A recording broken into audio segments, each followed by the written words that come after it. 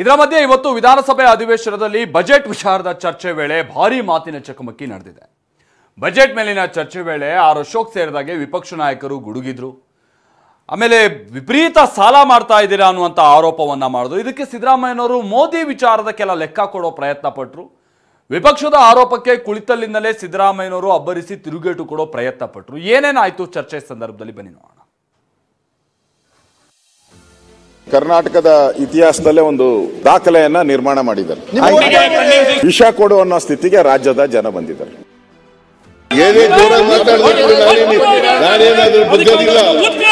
ನಿಮ್ ಸಭಾಧ್ಯಕ್ಷರಿಗೆ ಏನಾದ್ರು ಮುಖ್ಯಮಂತ್ರಿ ಪತ್ರ ಕೊಟ್ಟಿದ್ದಾರಾ? ಅವ್ರು ಹುಷಾರಿಲ್ಲ ರೀ. ಪತ್ರ ಬಜೆಟ್ ಅಧಿವೇಶನದಲ್ಲಿ ಆಡಳಿತ ವಿಪಕ್ಷ ನಾಯಕರ ಮಧ್ಯೆ ಭಾರೀ ವಾಗ್ಯುದ್ಧವೇ ನಡೆಯಿತು. ಗ್ಯಾರಂಟಿ ಅನುಷ್ಠಾನ ಸಮಿತಿ ರಚನೆ ವಿಚಾರವಾಗಿಯೂ ತೀವ್ರ ಜಟಾಪಟಿ ನಡೆಯಿತು. ಫೇಲ್ಯೂರ್ ಬಜೆಟ್ ಅಂತ ಬಿಜೆಪಿ ನಾಯಕರು ಟೀಕೆ ಮಾಡಿದ್ರೆ, ನೀವೇನೇ ಮಾತಾಡಿದ್ರೂ ಬಗ್ಗೋದಿಲ್ಲ ಅಂತ ಸಿಎಂ ಆಕ್ರೋಶಗೊಂಡ್ರು. ಸದನದಲ್ಲಿ ಮುಖ್ಯಮಂತ್ರಿ ಸಿದ್ದರಾಮಯ್ಯ ಅನುಪಸ್ಥಿತಿಗೆ ಶಾಸಕ ಅಶ್ವಥ್ ನಾರಾಯಣ್ ರೋಷಾವೇಶಗೊಂಡ್ರು. 15 ಜನ ಮಂತ್ರಿ ಇದ್ರೆ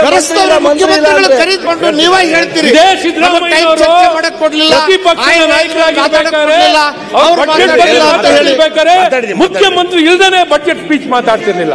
ಅವ್ರು ಹುಷಾರಿಲ್ಲ ರೀ. ಪತ್ರ ಅವ್ರ ಸಭಾಧ್ಯಕ್ಷರಿಗೆ ನಾನು ಬರ್ಲಿಕ್ಕಾಗಲ್ಲ. ನಾವು ಇಲ್ಲಿ ಕೂತಿದ್ದೀವಿ ಮಂತ್ರಿಗಳೆಲ್ಲ.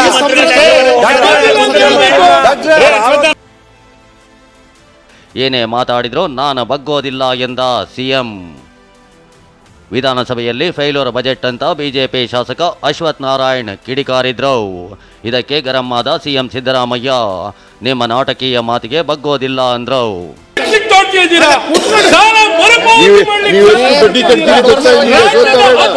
ಅಶ್ವಥ್ ನಾರಾಯಣ ಏನೇ ಜೋರಾಗಿ ಮಾತಾಡಿದ್ರು ನಾನೇನಾದ್ರೂ ಬಗ್ಗೋದಿಲ್ಲ. ಕೇಳಪ್ಪ, ಇಲ್ಲಿ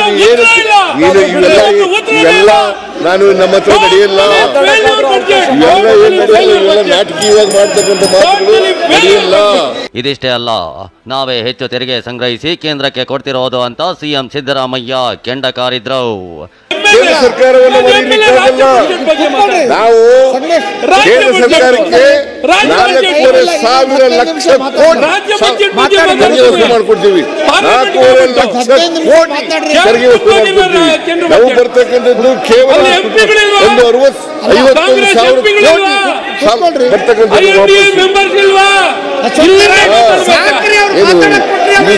ಇದು ಒಕ್ಕೂಟ ಫೆಡರಲ್ ಸ್ಟ್ರಕ್ಚರ್. ಸಾಲ ಮಾಡೋದ್ರಲ್ಲೇ ಸಿಎಂ ದಾಖಲೆ ಎಂದ ಅಶೋಕ್. ಕರ್ನಾಟಕದ ಇತಿಹಾಸದಲ್ಲೇ ಒಂದು ದಾಖಲೆಯನ್ನ ನಿರ್ಮಾಣ ಮಾಡಿದ್ದಾರೆ. ಅಂದ್ರೆ ರಾಜ್ಯದ ಜನತೆಗೆ ಅವರು ಸಾಲ ಮಾಡೋದರಲ್ಲಿ ಯಾರು 1 ಲಕ್ಷನ ಕ್ರಾಸೇ ಮಾಡಿರಲಿಲ್ಲ. First time in the history ಕರ್ನಾಟಕದ ರಾಜ್ಯದ ಇತಿಹಾಸದಲ್ಲಿ ಫಸ್ಟ್ ಟೈಮ್ 1 ಲಕ್ಷನ ಸಾಲನ ದಾಟಿಸ 1 ಲಕ್ಷದ ಮೇಲೆ 1,16,000 ಮಾಡಿದ್ದಾರೆ. ಸಿಎಂ ಧ್ಯೇಯ ಉಲ್ಲೇಖಿಸಿದ ಸಚಿವ ಭೈರತಿ ಸುರೇಶ್ ವಿರುದ್ಧ ಶಾಸಕ ಸುನಿಲ್ ಕುಮಾರ್ ಮುಗಿಬಿದ್ರು. ಹೊಟ್ಟೆಯ ಕಿಚ್ಚೆಗೆ ಕಣ್ಣೀರು ಸುರಿಸು, ಒಟ್ಟಿಗೆ ಬಾಳುವ ತೆರದಲ್ಲಿ ಹರಿಸು, ಅದು ಮಾನ್ಯ ಮುಖ್ಯಮಂತ್ರಿಗಳ ಧ್ಯೇಯ.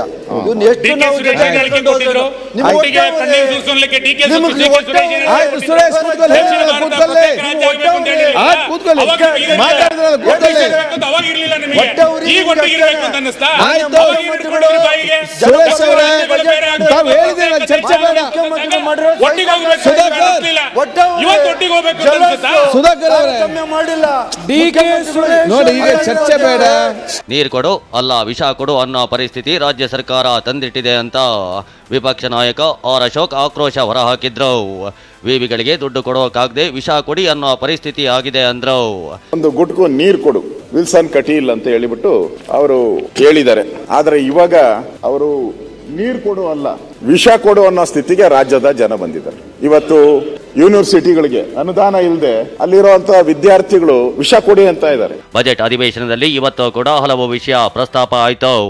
ಬಿಜೆಪಿ ಕಾಂಗ್ರೆಸ್ ಸದಸ್ಯರ ಮಧ್ಯೆ ಮಾತಿನ ಸಮರ ಜೋರಾಗಿಯೇ ಇತ್ತು. Bureau report, TV9.